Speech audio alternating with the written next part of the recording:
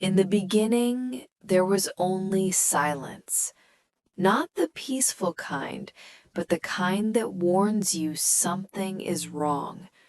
The kind that presses against your chest and makes every breath feel louder than it should. That silence existed long before words, before history, before mercy. And in that silence, one woman stood alone. She did not carry power. She did not carry weapons. She carried only fear and the will to live. 1,000,000 years ago, survival was never guaranteed. Every step was a risk. Every shadow held teeth. And humanity was not yet the master of this world. It was merely another animal trying not to disappear. She ran because instinct told her to, because the ground behind her echoed with the sounds of pursuit. Primitive men, driven not by justice or reason, but by hunger, fear, and dominance, followed her trail like predators. In that world, being different was dangerous. Being alone was a death sentence. Her feet bled against the stone. Her lungs burned. Her strength faded with every heartbeat. And when her body could no longer move, when the world narrowed to pain and panic, she stopped. That is when the wild answered. From the tall grass came a presence older than humanity itself, a lioness, muscle and instinct, scarred by a life of survival. She did not rush, she did not roar, she watched. Two beings locked in a moment that should not have existed, prey and predator, human and wild. But something shifted. The lioness saw not weakness, but recognition, not threat, but truth. When the hunters arrived, they expected fear, they expected dominance, they expected nature to obey. Instead, nature chose. The lioness stepped forward. What followed was not a battle, it was a reminder that long before humanity claimed control, the earth belonged to instinct, to balance, to those who took only what they needed to survive.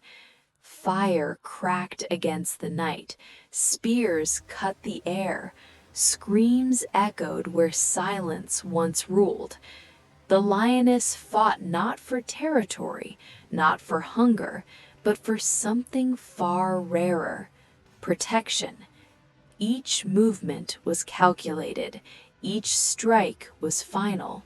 She did not waste energy, she did not hesitate.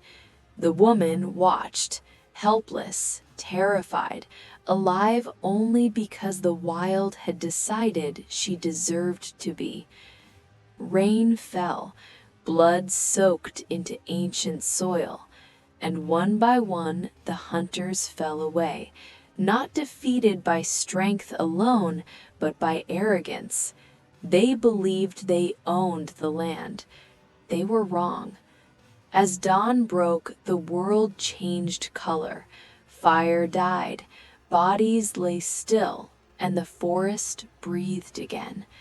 The lioness stood, wounded, exhausted, but unbroken.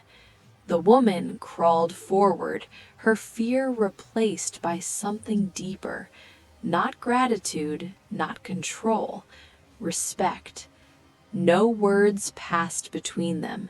None were needed, because some bonds exist beyond language, beyond species, beyond time.